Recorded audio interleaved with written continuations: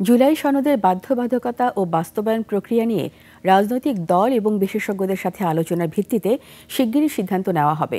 প্রথম পর্বে আলোচনায় ২৫টি বিষয়ে রাজনৈতিক দলগুলোর তীব্র মতপার্থক্যের কারণে দ্বিতীয় পর্যায়ে আলোচনা সম্ভব হয়নি। এলডি ভবন অডিটোরিয়ামে সংবাদ সম্মেলনে এসব কথা বলেন জাতীয় ঐক্যমত্য কমিশনের সহসভাপতি আলী রিয়াজ।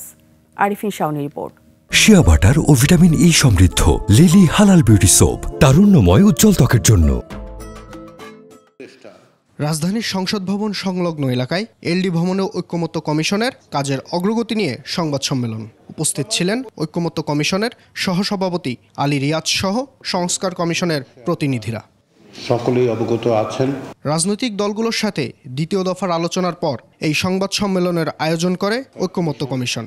বিচার বিভাগ সংস্কার কমিশন জুলাই সনদ স্বাক্ষর নিয়ে বর্তমান পরিস্থিতির কথা তুলে ধরেন কমিশনের সহসভাপতি আলী রিয়াজ।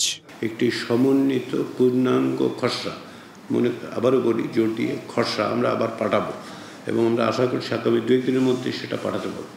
তারই পরিপ্রেক্ষিতে যদি সকলে একমত হন তাহলে একটা স্বাক্ষরের দিন তারিখ ঠিক করা যাবে। একই সাথে কমিশনের সময় বৃদ্ধির বিষয়েও নিজের মতামত তুলে ধরেন তিনি।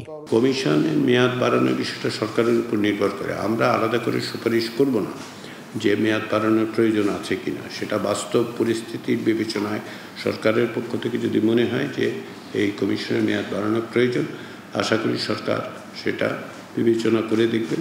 তবে বেশ কয়েকটি বিষয়ে মতৈক্য থাকায় কমিশনের সুপারিশে সেগুলো রাখা হয়নি বলেও মন্তব্য করেন আলী রিয়াজ। 25টি সুপারিশের ব্যাপারে রাজনৈতিক দল ও জোটসমূহের মতপার্থক্য। আরিফিন শাওন, 21 টেলিভিশন, ঢাকা।